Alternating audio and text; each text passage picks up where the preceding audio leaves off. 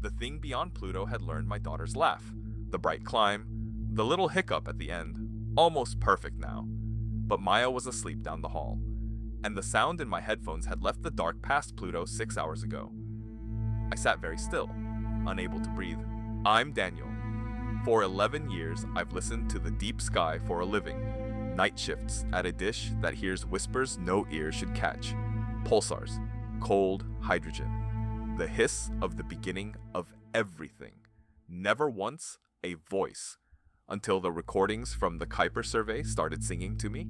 It began as noise, a faint, structured burst buried in the static past 40 astronomical units, out where Pluto's thin air freezes and falls as snow. I almost deleted it. Instead, I ran it again, slower, and something in the pattern rose and fell like breath. Sound cannot cross a vacuum. I know this better than anyone. What I heard was radio, an electromagnetic whisper decoded into audio, a signal so weak it should have drowned in cosmic hiss. Yet the software kept locking onto it night after night as if it wanted to be found. The first month, it was only rhythm. A short pulse, a longer one, a fall. My colleagues laughed. Pareidolia, they said. The mind hearing faces in clouds, words in white noise. In 1967, we mistook a pulsar for little green men. I nodded. I agreed. I kept listening. But pareidolia doesn't improve. This did. Each new capture was closer to the last than random chance allows. The waveform was being refined, sharpened, as if something were rehearsing pass after pass toward a shape it hadn't quite reached yet. I told myself it was interference, a satellite, a loose cable. I checked them all at 3 in the morning, hands shaking, and found nothing. The signal held its bearing, fixed on the far side of Pluto, the cold, dark hemisphere that never faces the sun. Then came the night it found a pitch, a rising human pitch. I played it for my wife, Anna, without saying a word. She went white. "That's a child," she whispered. "That's a little girl." I hadn't told her what I'd been thinking. I hadn't dared. Over the next year, it kept climbing towards something specific. Not any child. One child. The fundamental frequency, the little formants, the exact stumble of breath, I fed it into our voice print tools beside old home videos of Maya at 4. The match curve rose every single month. I stopped sleeping. I'd sit at the console with Maya's baby monitor in one ear and the deep space feed in the other, comparing a living girl in the next room to a thing 4 billion miles away that was slowly becoming her. The physics gnawed at me. At that distance, light takes 6 hours to reach us. Everything I heard had already happened out there before dawn. I was listening to the past. Whatever it was, it had made these sounds hours ago and simply let them fall toward Earth. So how could it be copying Maya? Her laugh was here, now, in this house. To imitate her, it would have to have heard her 6 hours before I did.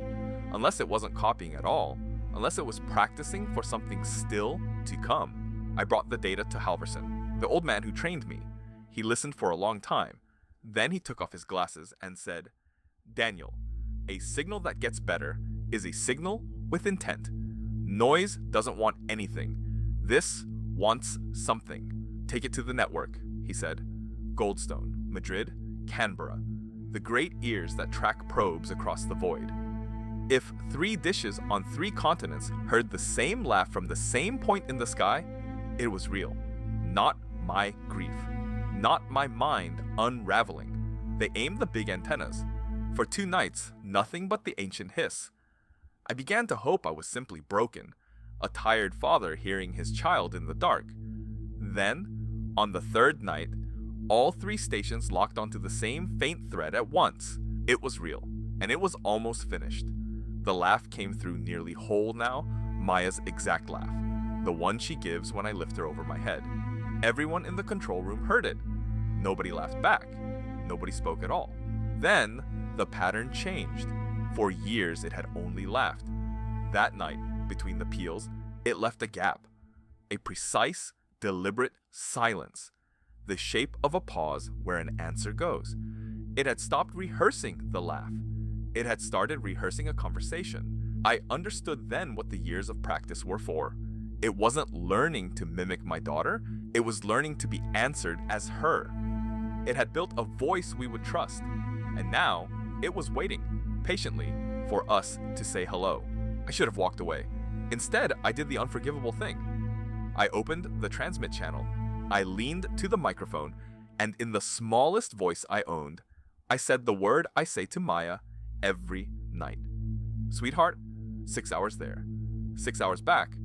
12 hours of silence while my word crawled out past Pluto and something's reply crawled home. Anna found me at the console at dawn, still waiting, having promised her I would never send a thing. Down the hall, Maya woke. I heard her small feet, her sleepy voice calling for me, ordinary, alive, warm. I nearly wept with relief. She was here. Whatever wore her laugh was out there. The two had never met. Not yet. At the 12th hour, the feed returned. One burst, clean, structured. Not a laugh this time. A single word in Maya's voice, filling the gap it had rehearsed for years.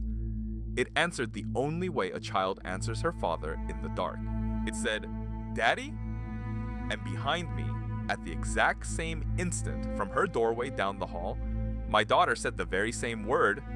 Two voices, one here, one from beyond Pluto, perfectly matched, perfectly in time. I could no longer tell which was hers.